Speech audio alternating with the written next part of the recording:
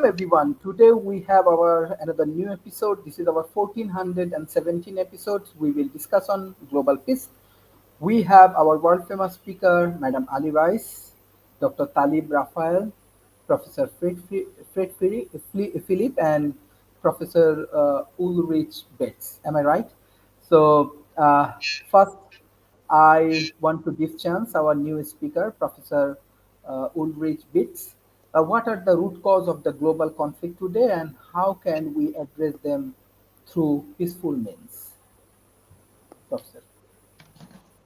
Yeah, thank you very much. I mean, it's a pleasure to be here, and I'm one of my roles is I'm also the chairman of the Future Insight Association. The Future Insight Association is a non-profit association that is organizing international conferences such as the Curious Future Insight Conference. And as you say, we are living in a time of increased rising conflict.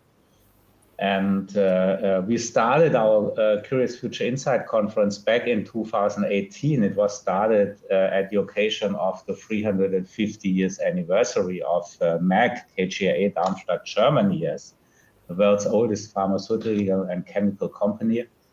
And at that time in 2018, everybody was still expecting a peaceful world to come. And when preparing and launching that special celebrations, we also launched the so-called Darmstadt Science Declaration, which is called also Make Science Not War. And Darmstadt, as some of you might know, is a city that has been completely destroyed during World War II. There was just one building left, one or two buildings left. All the rest was completely destroyed. And we launched this Make Science Not War declaration, which, by the way, everybody is cordially invited to sign. It's a global call to invest the scarce resources of humanity for further advancements in science and technology, so to solve the root causes of the problems rather than putting it in more military and weapons and war, as we are increasingly seeing today.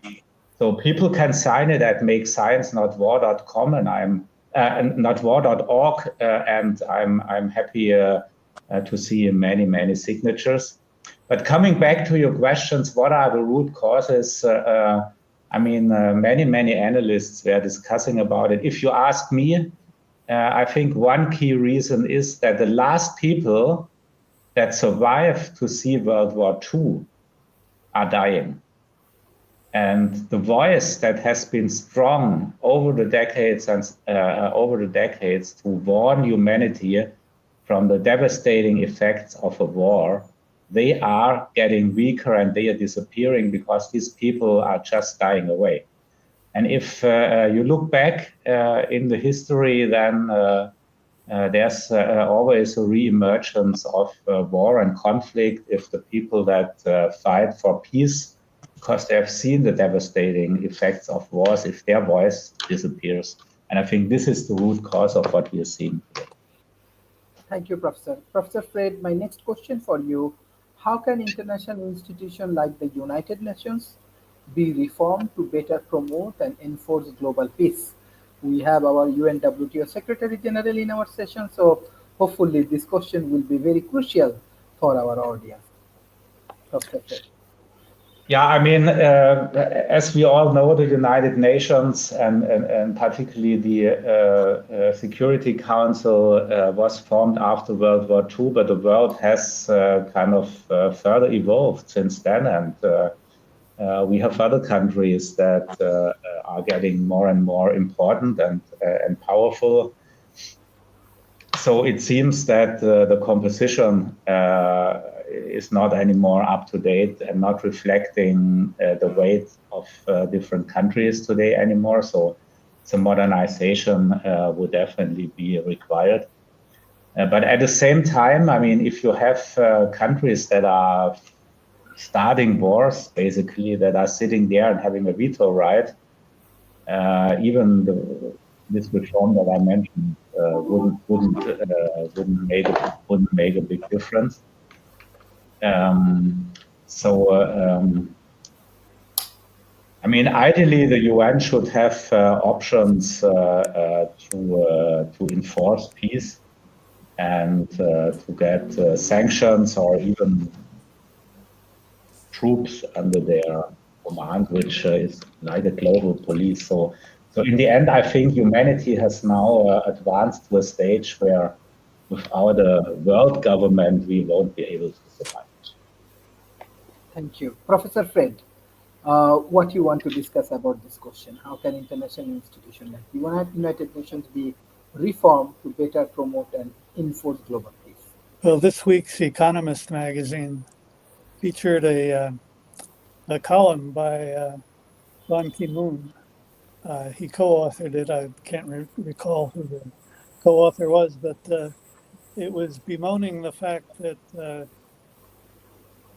that the United Nations has been weakened. It cited a founding director general of the UN that said that the success of that organization completely relies on the goodwill of the member organizations. And the column goes on to explain how easy it is these days for authoritarian leaders, of which there are such folks in several countries now, to subvert the UN process and to divide the will of the smaller countries that comprise the UN, not to mention the veto power of the Security Council.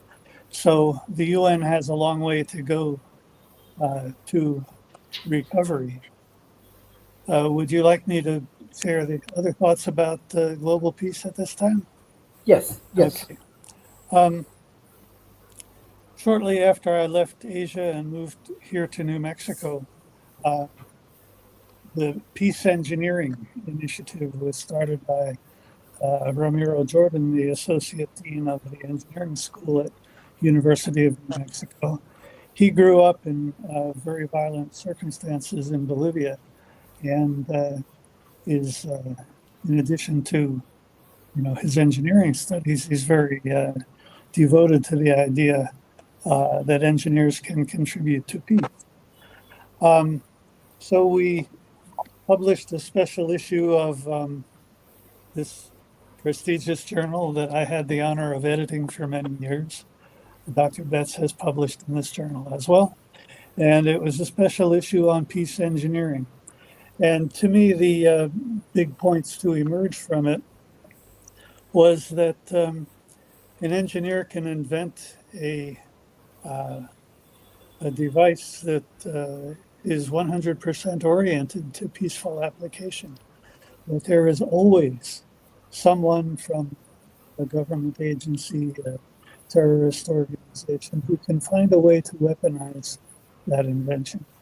So from the perspective of invention, I think the peace engineering idea has some built-in contradictions. However, when we conceive of peace engineering in the sense of preparing young engineers for their careers, the inclusion of some liberal arts and social science courses in the engineering curriculum can prepare engineering graduates to work in employment situations that are not part of the military industrial complex. Because I think the biggest fraction of engineering graduates today do go to work for defense companies, and so on. So I think the big contribution of the peace engineering movement can be to prepare engineering grads for alternate employment tracks. The second thing that comes to my mind in the context of global peace is this this art that I've been pursuing and teaching for 50 years now. I've written a couple of books about it.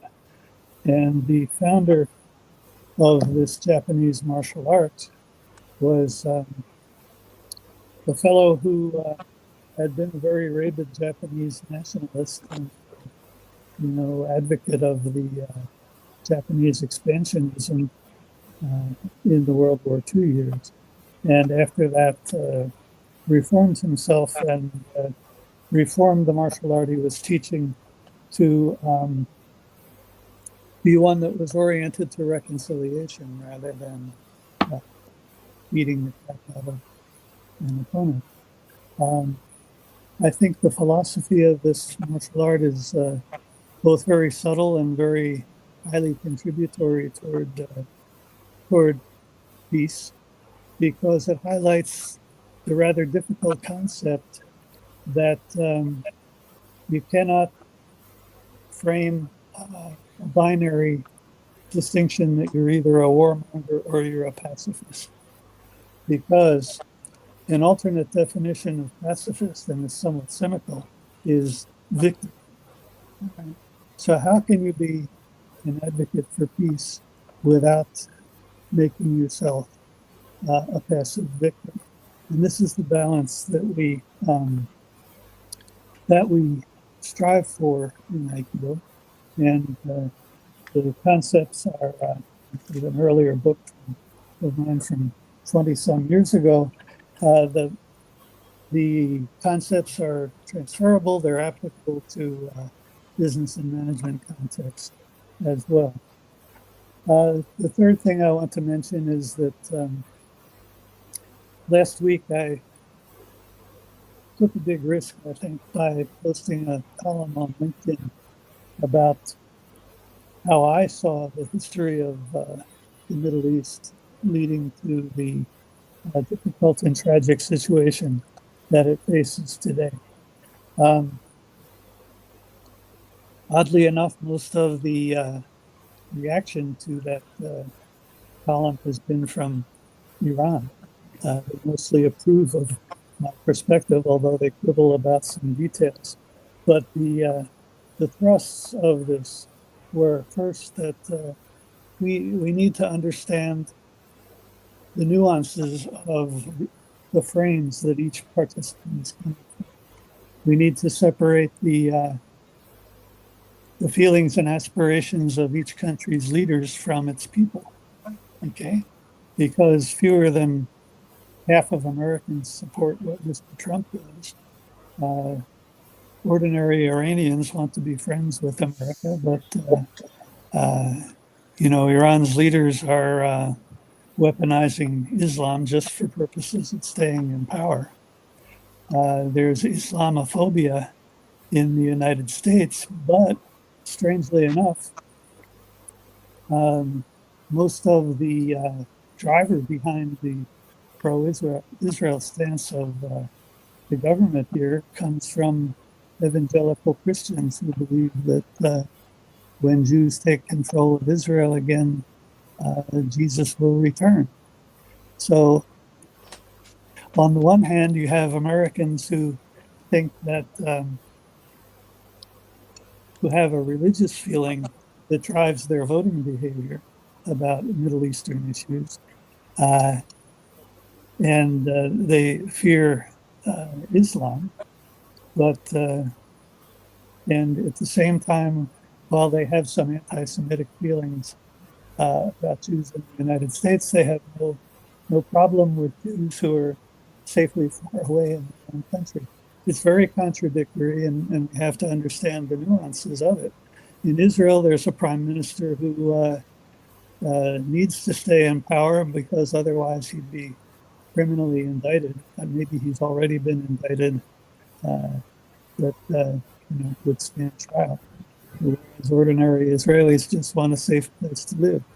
So, if one of these countries, one of these parties confronts the other on purely military terms or purely political terms, they're missing the chance to engage all the aspects of the other country's conceptual frame.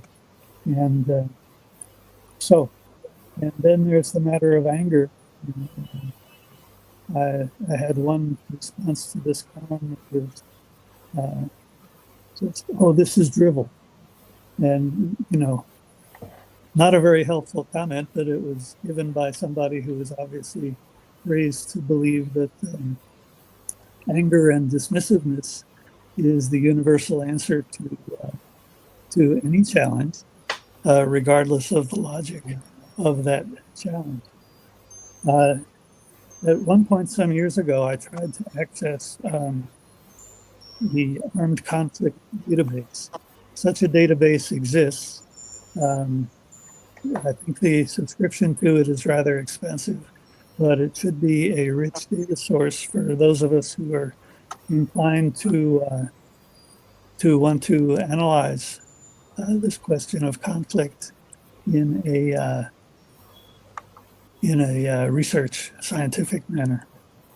Okay, I think that's all for now. Thanks very much. Thank you. Thank you. Mr. Paul, can you hear me? Paul? I can. Okay, we cannot see you. Okay, thank you. He's a media person, long time he has contribution for global peace. Mr. Paul, what peace mean to you and how your media can contribute for global peace? Okay. Well, first of all, I was very interested, Fred, what you've put together there. With media, I think that all media should have the Surgeon General's warning that this could be hazardous to your health. And I think probably every product should say the same thing, whether it's a peace product or any kind of, because a stick and or a bar or anything can be hit on somebody's head. So this could be very hazardous to your health, all products. So in the sense of peace,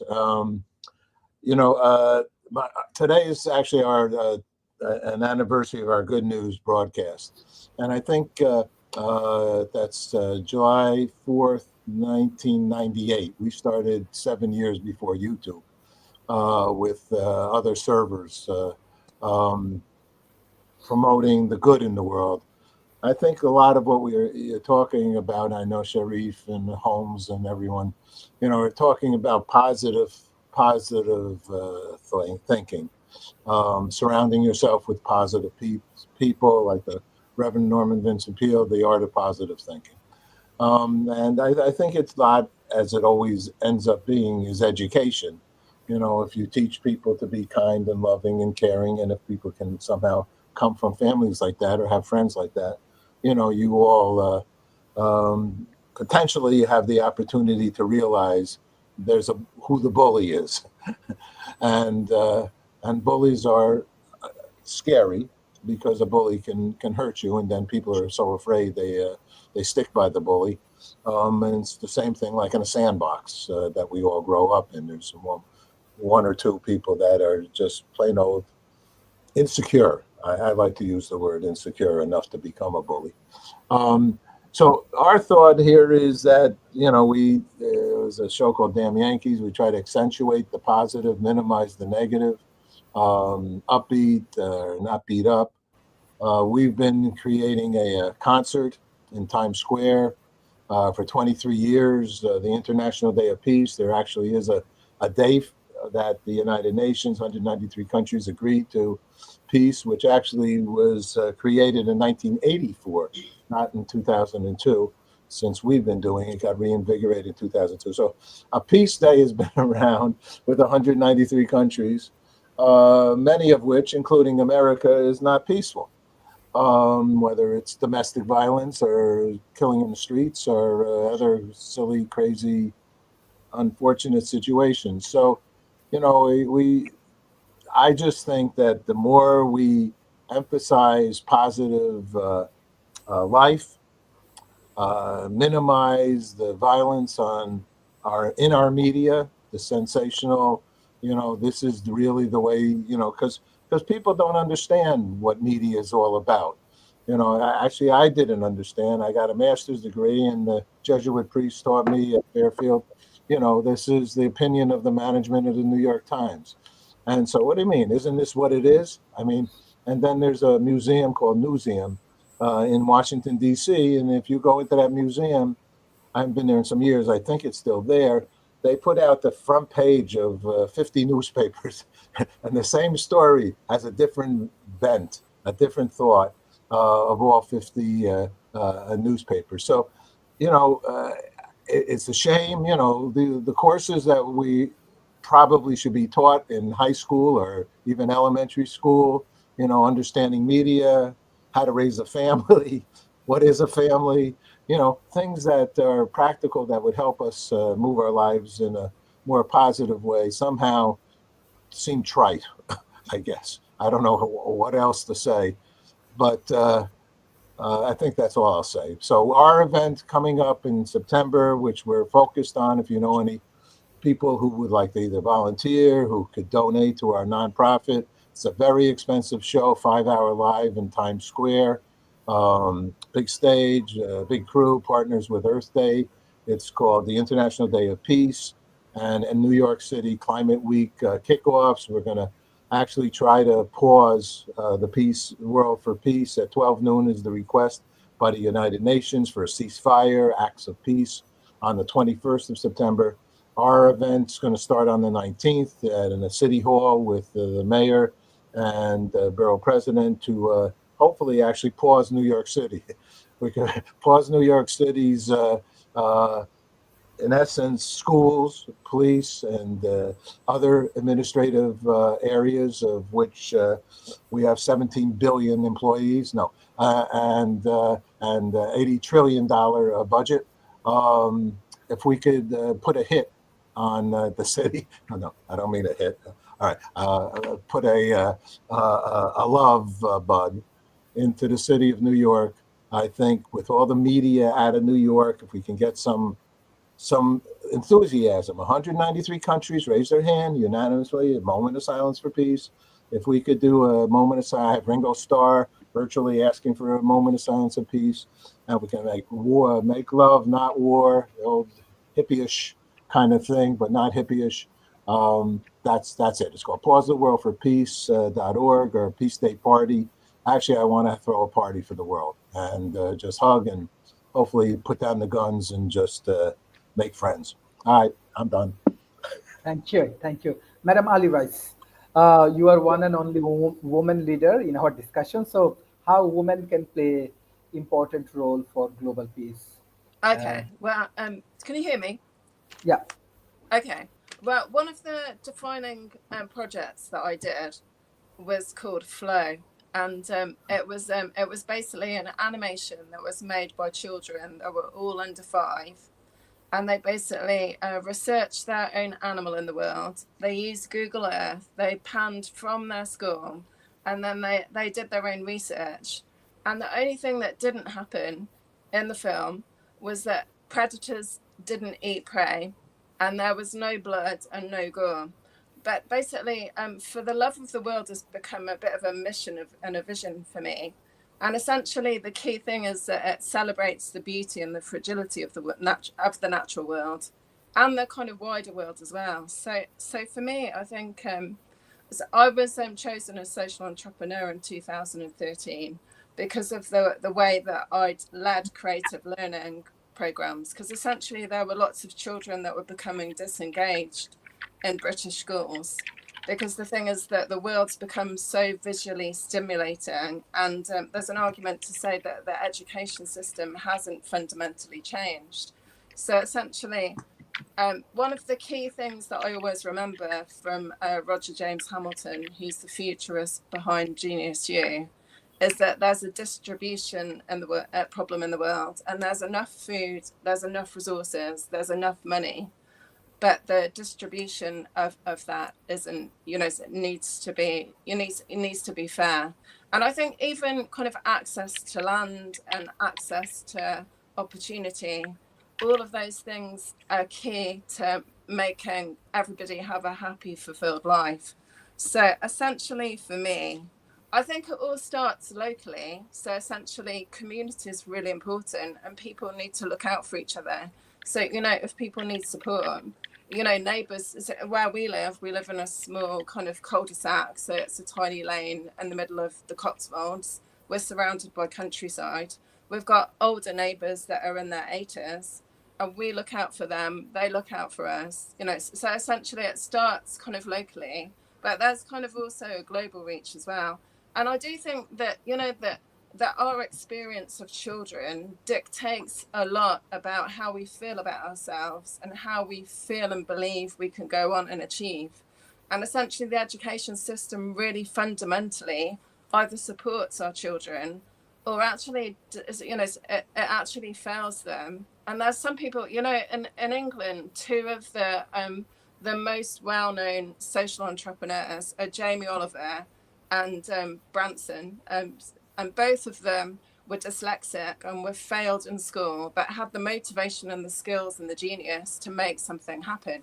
So I think sometimes we actually learn to overcome the challenges we have, and kind of where the wound is where the gift is. So essentially, I think, there's lots of things, but essentially for me, the one thing that's really important, my mum was a teacher and a head teacher. Education for her was the be all and end all of everything. But the fundamental thing in our family was there was love and compassion. And I think the thing is, that's where it needs to start. So for the love of the world really is about coming from a place that's heart-centered and supportive. And also that we shouldn't be in competition with each other. We should actually be supporting one another so that we can all achieve our greatness, and our gifts and talents are there for a reason. So I've got I've got a 20-year-old son who's not a teenager anymore, and I've got an almost 18-year-old daughter. And they flourish because they're creative, they're motivated, they're committed, and they use their skills and talents. And all the work that I've done over 30 years in education, that, the people that are happy and love what they do use those skills and talents to make a difference. And I think the thing is, there has to be like purpose and passion behind what you do.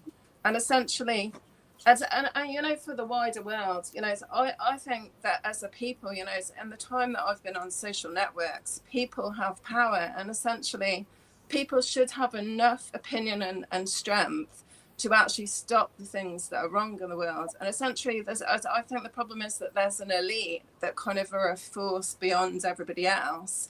And most people are either not conscious of what's going on or turn their back because they don't think they can do anything. And it's really the individuals that really speak up and realize that there's something wrong and it's not okay, that kind of make fundamental changes.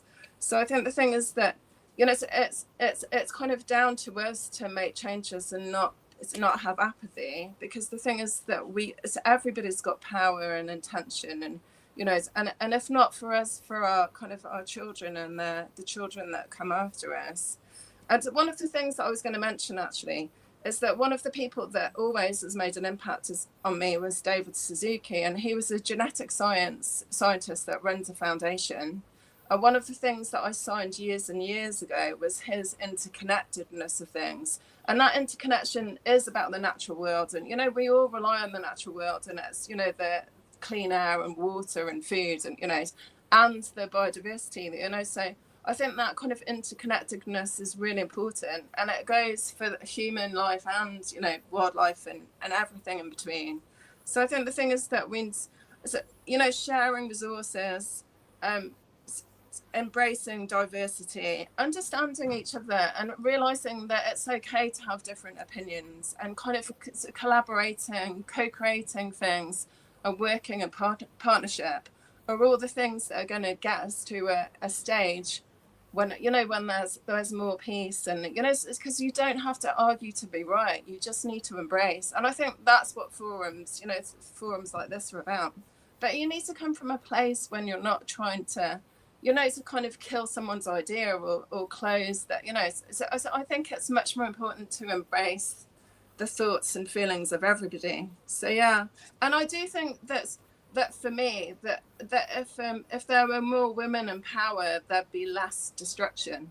Because I think it's that women are naturally quite creative and tend to, so when I work with children, boys tend to disassemble stuff and take things apart and then put them together. But girls tend to order things and kind of, they tend not to take stuff apart as it is. So so that's my first thoughts. So for the love of the world is really, that mission and vision of doing things from love. So if everybody did that, we'd probably be in a better place. Thank you, Dr. Talib Raphael. Long time you work as a UN WTO Secretary General. So what's your view? There are a lot of issues come from our speakers. Especially the last three speakers. Yeah, am I heard okay? Am I heard okay? I'm heard. Thank you. Yeah. Thank you so much. The last three speakers. I've come from Jordan. I live in Jordan now. And I have been studying. I'm an engineer. I'm an engineer, an architect. I studied in the School of Engineering. And that's how I became an engineer. But that doesn't make me a different person from what I try to be. All of you, especially the speakers. I believe completely in the power of people that are now denied their power, denied anything because of Trump, the US president. Sorry to say this. You know, Americans are bad. But I think Trump is a crazy man. What he did in the Middle East was considered by our people to be a crazy act. Our people are much more mature than many people who think about them. They are, you'll see them when you come to Sharif, the Jordanians are very, very accurate people. And they don't like Trump. Unfortunately, he was the person that was brought to power by your people, by the Americans. Sorry to say this, but the Americans are to blame about him. 3 points that Philip brought up, very important points. So are the last two speakers. I stand here ready to answer any question you may have on the Middle East, on Trump, on the issue of Iran, making the Iranian fields. You know, he's trying to get a Nobel Prize in peace, but he won't do that. He won't be able to achieve that. So let's say this. I will better stop at the point. I want to continue in more. I'm ready to answer your question. Thank you so much. Thank you. Thank you, Professor Ulrich. I have very specific question for you. What role can education play in fostering a culture of peace and violence across generations? I think you already shared, you had your conference, Curious 2027, Future Insight Conference. If you discuss about your conference and your educational initiative, that will be valuable for us. Yeah, I think education is very, very important because it also creates an understanding of other cultures, other backgrounds, and helps people not to see the enemy, but to see the potential partner in the other one. And on another level, education, if you take education as the basis of science and the advancement of science, then it's also clear, and I think it's a famous quote from Albert Einstein, I don't know with which weapons World War III will be fought, but World War IV will be fought again with stones. And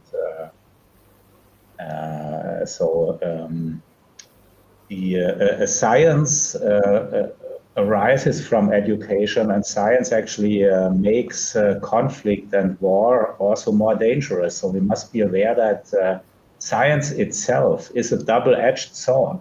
You can use science for the good and the bad. That's why it's very important to combine science with solid ethics and inspiration or even spirituality in order to form the required moral and ethical background behind it. And I like very much what Ali Rice said, that love is the only thing that can in the end unite people and fight war. And what's very important, if you also look in the history of philosophy, then the question always comes up, can love and ethics, can it be rationalized? And we had decades-long philosophical debates about it. Is it something that comes as an inspiration from a spiritual dimension, or is it something that can be rationalized? But I think history has clearly shown that rational people can be extremely brutal. And if you look at the most devastating wars in the human history, this has all been done by people that were fighting religion at the same time, like Stalin, for example, or also in China during the Cultural Revolution of Mao. So education itself is not enough, but we need to combine education and science with a solid moral religious understanding. And I wrote a book on the topic. It has appeared at Springer. It's called Science and Religion United, the Salvation Machine. And the book explains the origin of science and makes the connection to something that is beyond pure materialism. Because I'm convinced we need to get this guidance on what is morally good and what is moral bad. We need to get it from somewhere else. It's a kind of the final decision, the free will, the question everybody has to ask. In my opinion, it can't be rationalized because killing everybody so you own everything is also rational. So we must be very, very careful. Rational education alone is not enough to preserve peace. We must turn to ethics and religion. So we need a spiritual renaissance. I call this in my book a digital spiritual renaissance. And I'm making the prediction in the book even that the emergence of artificial intelligence will trigger this digital spiritual renaissance because people are seeing the only thing that separates us from the machines is spirituality. The machines can do everything better. They can run faster. They can calculate faster. They remember things better. They can now even write better books and texts. There is nothing left for humanity to differentiate. So we see that spirituality is the key thing. And only that can preserve in the end peace. Thank you, Professor. Professor Fred, my next question's about definitely climate change. How does climate change threaten global peace, and what cooperative strategies are needed to prevent climate-induced conflict? And you also introduced through Tando these climate leadership programs. It will be valuable for all of the emerging economy like Bangladesh, India, Pakistan, Middle East, Jordan. So if you share your views about climate change, that will be very valuable for us. Can you unmute, please? Yes, indeed. Thank you, Sharif.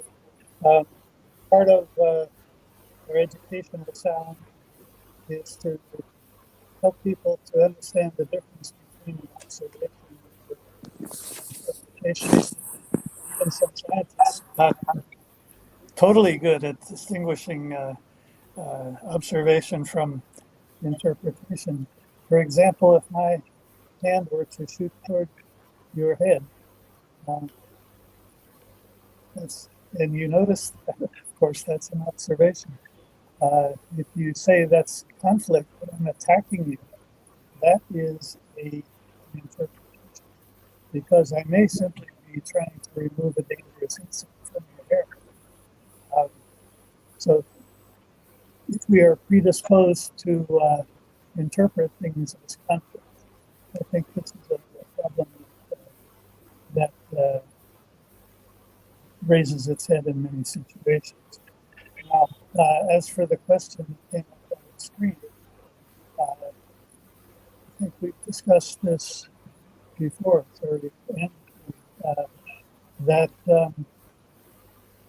the climate change, migration, mass migration, and war all interact.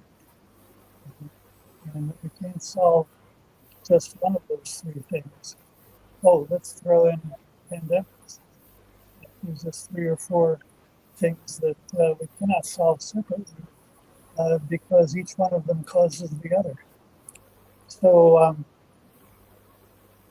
you've seen that all the difficulty in Europe, the political controversy in the United States about migration, the violent incidents that have resulted from a lack of tolerance, and from in the United States, the government's overzealous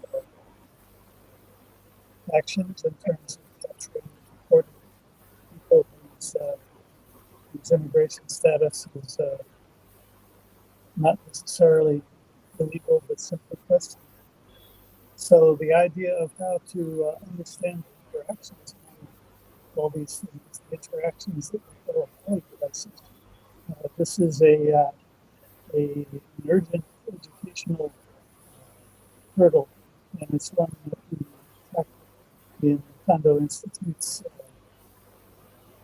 leadership certificate program. It does incorporate AI to a very great extent. I want to mention another cause of conflict. A cousin of mine has made a really wonderful career for himself as a scriptwriter and producer for the CSI television program. CSI standing for Crime Scene Investigation. Okay, so she, in Mali, she is a woman. All these scripts involve guns, and that's not the only television program that's very heavy on featuring guns in the script. And so Hollywood is, to a great extent, a cause of the problem we're talking about here today. We really need to be able to invent storylines that are gripping without so much violence, and in particular without so much guns. So I agree that more women in leadership roles would be very, very helpful, but it's not because of the and Reverend Paul, you mentioned the Woodstock Festival. I did not attend it, although the following year I went to a similar festival in Wisconsin. But the connection, which is just a whimsical thing. My late father's last girlfriend was the ex-wife of Max Yasgur's brother. And for those of you who are not Americans, in the audience, you remember the song about going down to Yasgur's farm when joining a rock and roll band. That's because the Woodstock Festival, the famous Peace and Love Festival, took place on a farm owned by a fellow named Max Yasgur. Thank you, sir. No, just Thank you. Yes, Paul. I'll just add a couple of funny notes or whatever. Okay, I did the 20th anniversary of Woodstock with Richie Havens. Richie started the Woodstock singing "Freedom," and I ended up doing it here in the city. I had the Great Lawn, but I couldn't raise $700,000 to do it here. Now it's $7 million to do a concert in the Great Lawn, and I gave the land to the Global Citizen organization that has been quite successful worldwide doing a lot of good things. So that's that. But to talk about, if you don't mind, Sharif, about climate, and one of my friends was Pete Seeger. I don't know if you know his name. He's in the Bob Dylan movie, and Pete Seeger helped clean the Hudson River here with his Clear Water organization. And Pete wrote a song of which we played up at Max Yasker's farm. I'm not a hippie. I'm a conservative guy. I was never a hippie-ish kind of guy. I'm into the peace kind of thing. So he wrote a song, and we've had many, many singers sing it, say, water, not weapons. And so we've promoted the reality of the concern or the potential concern of water wars, okay?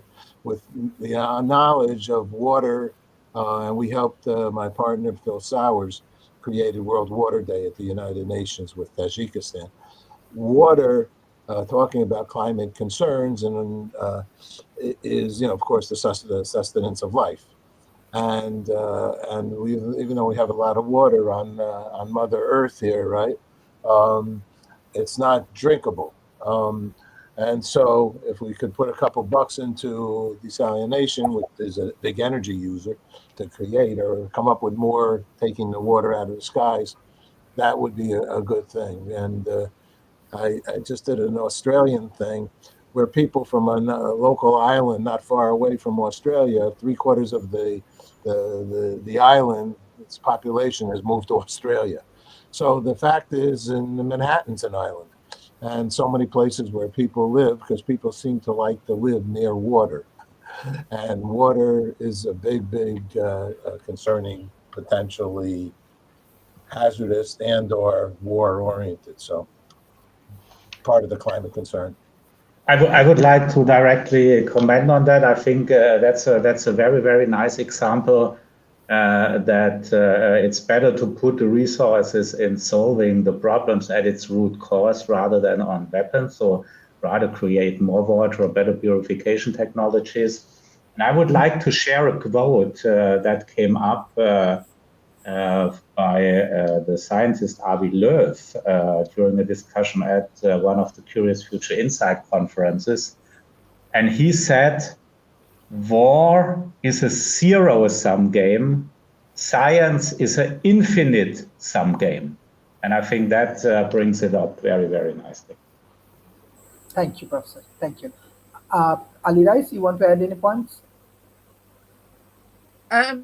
No, because I think the thing is that, because I spent 10 years working in California, and correct me if I'm wrong, but a lot of the mountain water is taken by a pipe all the way down to Southern California, isn't it? So I think that kind of the control of water and resources across the world is fundamental to what happens, and that's fundamentally what we rely on as well. And even we live in the Cotswolds, but the Cotswolds are hills, and one of the other areas that's really close by is called the Malvern Hills. And the Malvern Hills has access to drinkable spring water, but the local people aren't allowed to access it. So I think the thing is there has to be question marks about why the authorities make decisions that they do. And essentially it is so that we can pay for resources, so we don't get free resources for free. And I think the thing is, it's the same as arguably, Tesla, not Elon Musk, but Tesla. That there's ways of getting energy for free, and the thing is, but I think the thing is that people want to make profits, and the thing is that system of constantly profiteering instead of allowing people to have what they need is the problem. And essentially, what's crazy to me is that we've got food mountains in the West, and the EU throws away bananas that don't fit a certain size and shape, but there's people that don't have any food at all in other places in the world. And and the thing is that we're so materialistic in the West as well. Some people don't even consciously even realize that there's so many problems that people are kind of in survival mode. So I think and there's also poverty. There's pockets of poverty everywhere in the UK as well, because they're kind of standard of living is so high that some people in the winter have to choose whether they heat their homes or eat.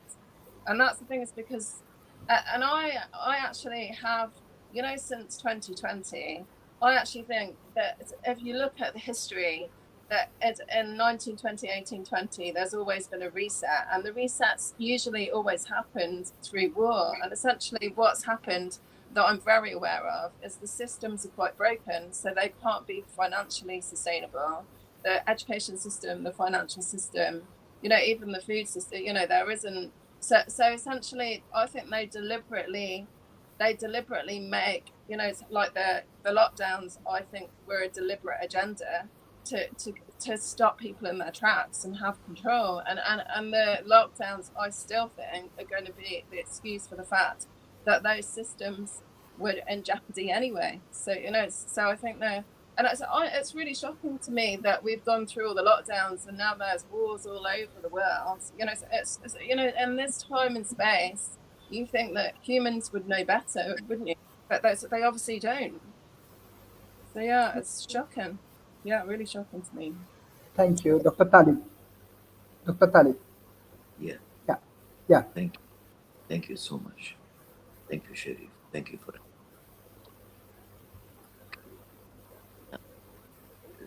Regarding climate change, the developing countries are they're not producing. That's something that man told us. We should talking to people in the developed world. Developing.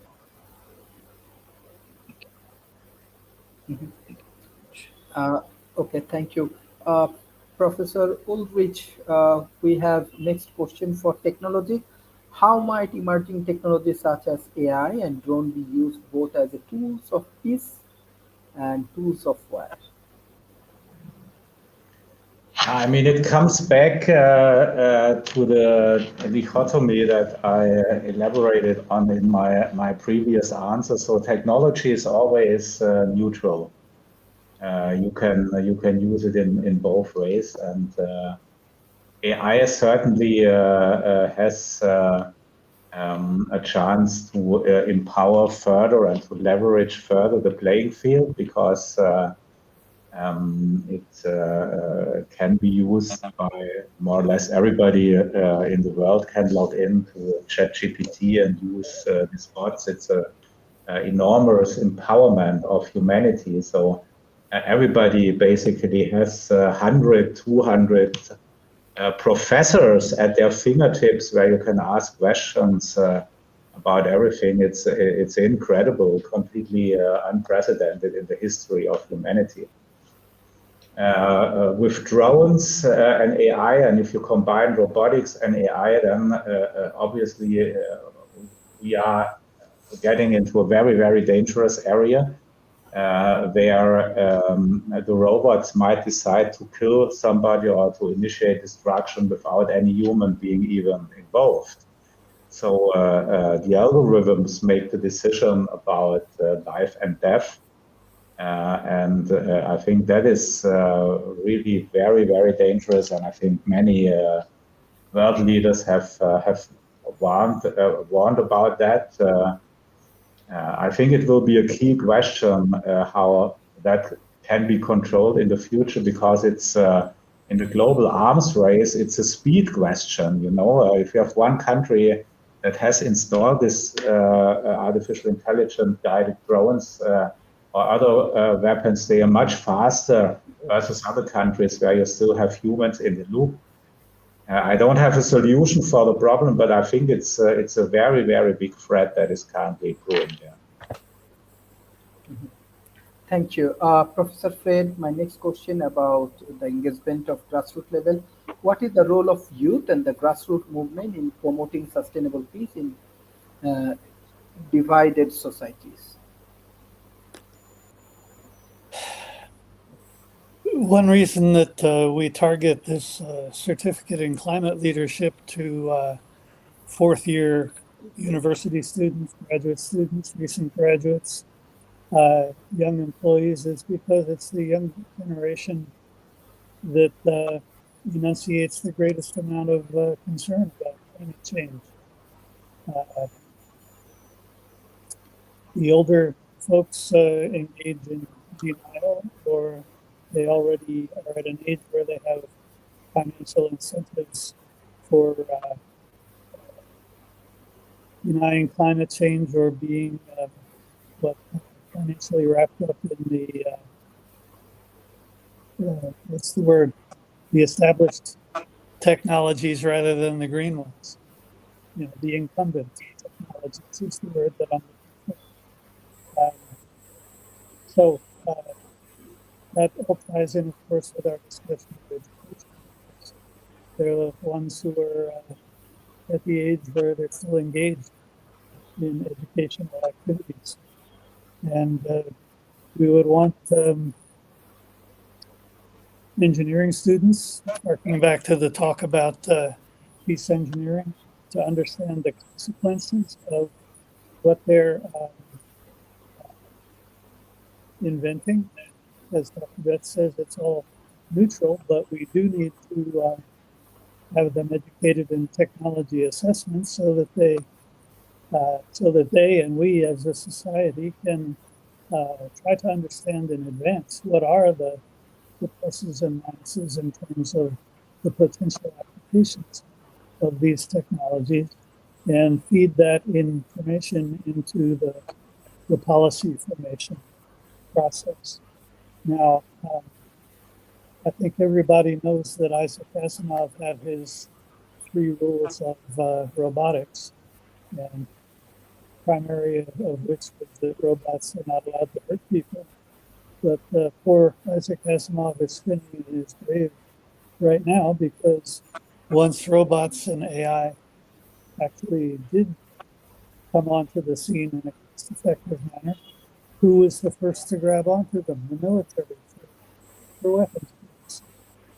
So things have not turned out the way Asimov thought. People still talk about robots in the plural. There was a very telling phrase, I forget who originated it. There is only one robot. Because we can use AI and robots as pretty much synonymously, because robots are the mobile instantiations of AI, and they all talk to each other. And we know that large language models from different companies have learned to talk to each other. So there is one, you might say, one global artificial mind.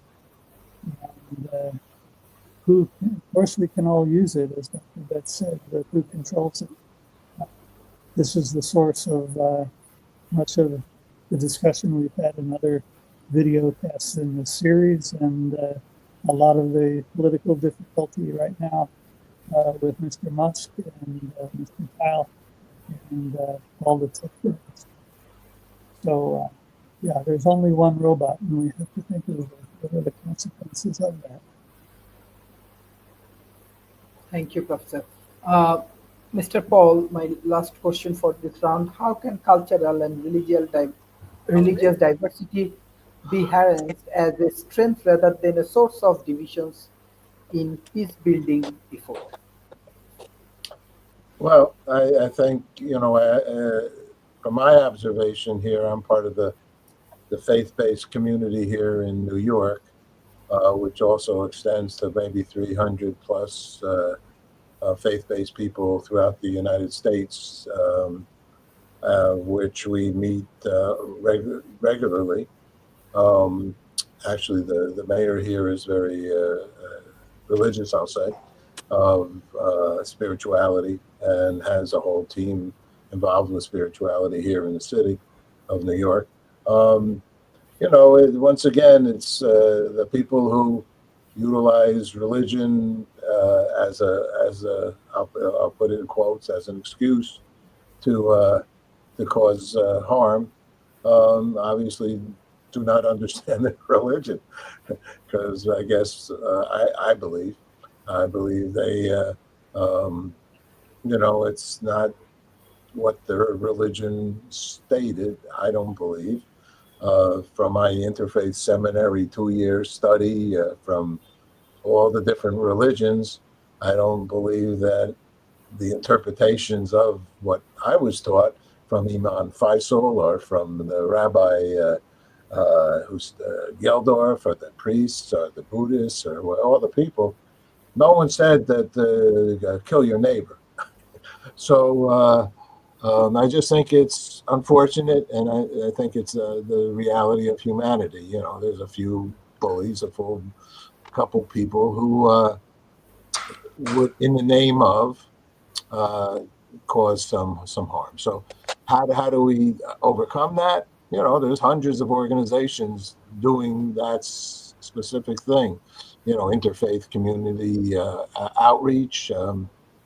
It's just a matter of, once again, a lot of this stuff would be wonderful if more people realize that there's lots and millions of people that are just involved with doing nice things in this world. I think it goes back to the media, Fred was talking about. It goes back to lots of things that everybody is speaking about here. We got the 6 do-gooders on this phone call. That's the bottom line. We need 6 billion do-gooders just to say, I took my kid to watch a ballet show. We just need the reality of our Homo sapienness. That's it. It's religion is just, in my mind, I'm Jewish by birth, and I'm interfaith, but I believe in humanity is my show. So that's it. The people just should. I don't believe in countries either. I'm a John Lennonist. This is my card. This is from the moon. No boundaries, no borders, no colors. We just we're in it together. So that's it's a peace cry. Thank you. Dr. Talib, you are a very experienced politician. Recently, we are observing many tensions in Asia, like Iran and Israel problem, Palestine and Israel problems, India and Pakistan problems. Bangladesh also have political instabilities and many more things. USA new government comes and they have new visions, especially this populism like increase around the world. So, what's your thoughts? What your advice for these global communities for global peace, Dr. Talib? Global peace can only be achieved through understanding the real essence of the problem. For example, in the Middle East, we have the problem with and Jews. I'm sorry to say that, not just the Jews, it's the Israelis. But the point is that we can't live with that for long. Can't do that. I think that the world peace can be achieved only by letting people interact with people and create better words. That's the only way to do it. And I have been working in Buddhism for a long period of time. I believe that travel is one of the way people understand each other, and they start taking down the stereotype of people.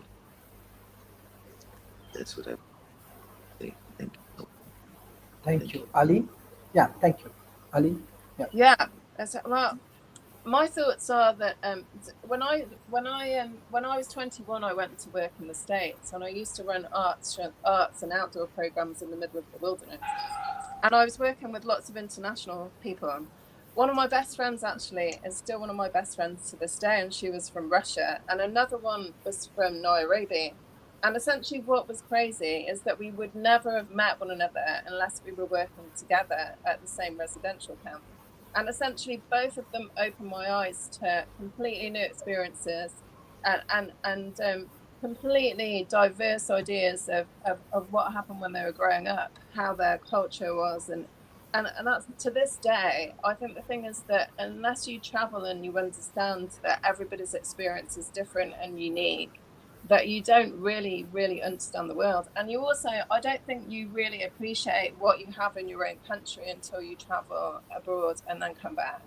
So I think the thing is, and essentially, so my best friend is still in Russia. She's a professor of English at Moscow University.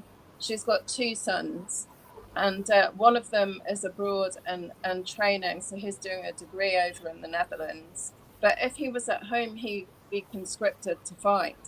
And I've had conversations, and she said that she doesn't want to lose her sons to war. And the thing is, there are no winners in war. So essentially, I think the thing is, if we come from a place of love and compassion and understanding, and kind of work to create kind of a way of working so everybody wins, and like it's the same as, you know. I think profit's not the one and only thing. I think planet, people, you know, it's all of those things. It has to be a win-win for all of those things if we make any decisions. I don't think you should manufacture things that either don't get recycled or don't biodegrade. And I'm a real purist in the fact that we need to do things differently. We shouldn't have loads of junk put in our food and our drinks, and and there's a level of consciousness that's missing because there's no regulation in what's going on. And essentially, fundamentally, sometimes, one of the things that I loved about being in Malaysia is that they were the most amazing people that were happy. They lived in an incredible place. They had great food. And it's one of the, I got to know the nature specialist at a 5-star hotel that I worked at. And what was really cool was that when they needed a house in their community, the whole community got together to build it. And I think the thing is that that's what's incredibly inspiring. There was no planning, or there was no application or kind of authority to stop you doing what you needed to do. And essentially, I think in the Western world, everything's gone a bit crazy. So there are kind of lines and boundaries and restrictions, and so that there's a lot to learn from traveling and from meeting new people. And so for me, it always is about kind of coming from a heart-centered place and trying to make a difference in service, so that you use you use your gifts and talents to make a difference to the world. And if everyone had that kind of mission to do something, then I think the world would be a better place. Thank you. Professor Fred, what's your closing remarks for today's session? Can you unmute, please?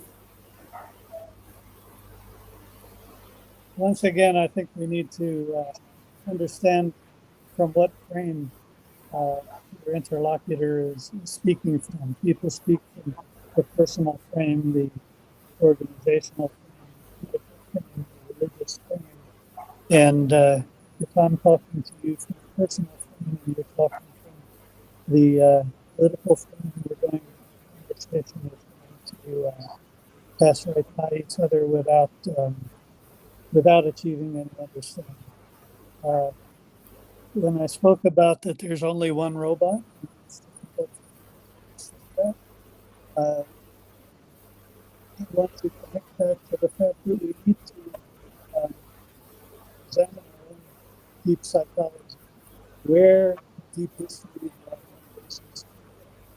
In Greek stories, people made pilgrimages to Delphi to ask a question of artificial intelligence of that age. But now, and in most science fiction that I read when I was a youngster, you had to make a pilgrimage to the world's primary city in order to ask a smart machine a question. Now you don't have to do that. In very deep history, before Christianity and Judaism and Islam, fear was a survival mechanism.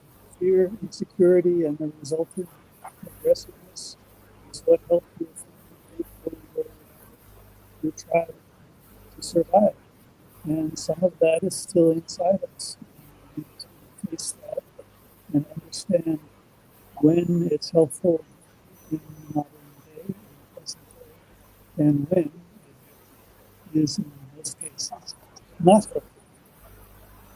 Thank you. That's my closing point. Thank you, Professor. Uh, Professor Ulrich, what's your closing remarks for today's session?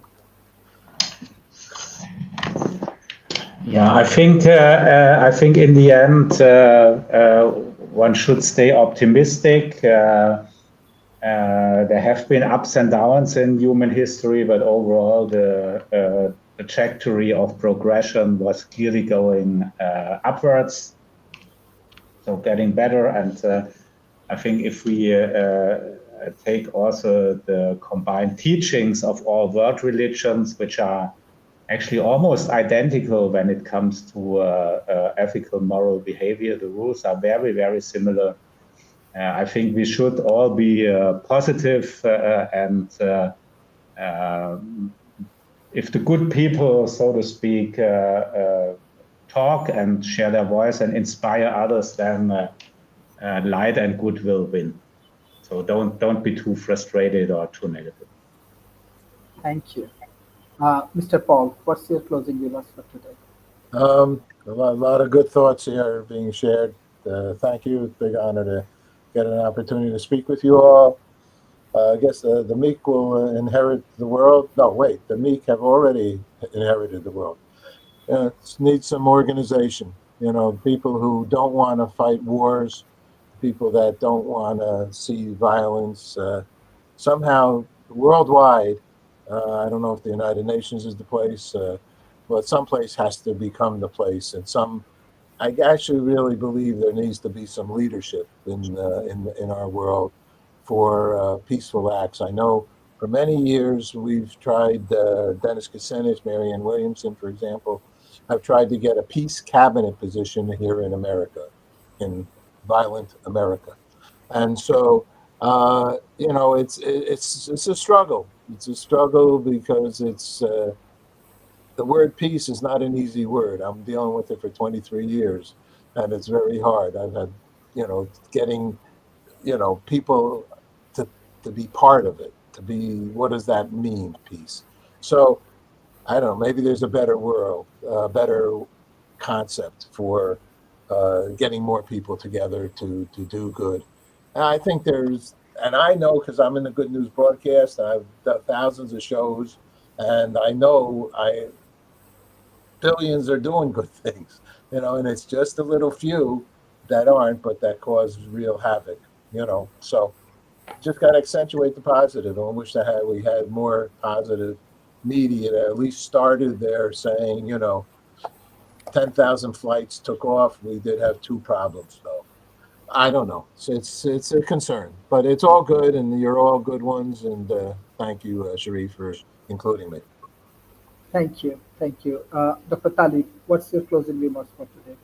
Well, say that we need to be optimistic. Again, can't live without optimism.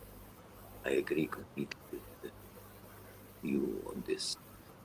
And, but being optimistic is one thing, and the role United Nations and world leader is another. Because the United Nations, as it stands now, not an organization, can produce any good security controlled by the five big powers of the world. And a security council actually dictates things. So the United Nations is a very important organization. I agree with you. I think it's a very bigger role nowadays. It's still not a very effective organization because it doesn't include itself with the real problems of the world. Thank you so much. Thank you. Shireen. Thank, Including. thank you. Thank you, Dr. Tani. Ali Rice, what's your closing remarks for today? So I think the thing is that you need to. Well, I do a lot of yoga and have done since I was about 14. And I think the thing is that the peace, we generate our peace and our light and our compassion from being grounded and inwardly serene. And essentially, I think the thing is that I think the way that the culture works in the Western world, and obviously I live in England, is that there's a constant pressure to better yourself, and then it makes other people feel not worthy, and there's also a social class divide as well. And I think the thing is that we all matter wherever we are in the world, and essentially we need to actually harness our power and realize how much creative power we have to change our own circumstances and impact others.